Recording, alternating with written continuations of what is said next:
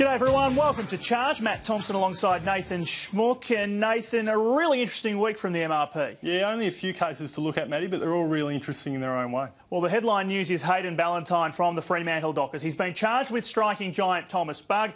It's been graded as intentional, low impact and body contact, and his bad record means he will have to sit out a week. He would risk 2 if he goes to the tribunal, fights and loses here. I don't think he'll be going to the tribunal. No way that Fremantle will challenge this, Matty. He's just been sucked in by Thomas Bugg, Hayden Ballantyne, and got him off the ball, and you can't get away with that with the behind-the-goals vision. So Hayden Ballantyne's been described by his coaches, I guess, lacking a bit of discipline this season.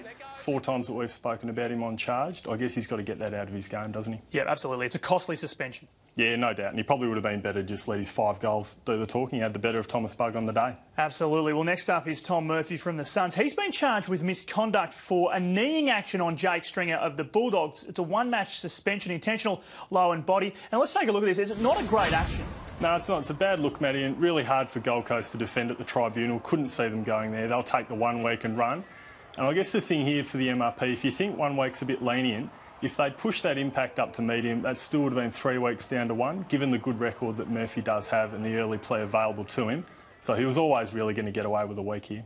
All right, now to Kane Cornes. He's been cited for striking Dan Jackson from the Tigers. It was a behind-the-play incident, this one. It's been graded intentional, low impact and body contact. Now, Cornes can accept a reprimand here with a guilty plea. Yeah, that's the difference with Ballantyne here for Cornes. So he's got that record with no carryover points.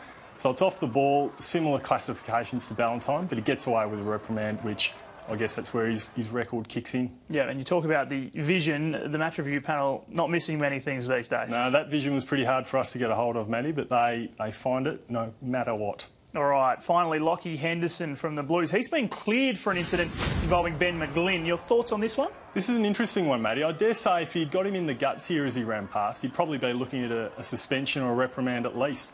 But the fact that he's thrown out the old-fashioned clothesline, he gets away with it. So I don't think it really fits into the MRP's table of offences. And they've said that it wasn't a striking action and it was insufficient force. So it gets away on a bit of a technicality, I reckon. We kind of have seen players go for less, though, don't you reckon, this year? Yeah, no doubt. When they get that little jab to the guts off the ball or around a stoppage and players have gone for it, I'm just a bit surprised that he didn't go for that, even though it was contact, probably to the neck. All right, maybe you'd like to join the conversation with us on Twitter about that one or any of the incidents we've looked at today. Thank you for that, Nathan. Thanks, Matty. And thank you for joining us. We'll catch you soon.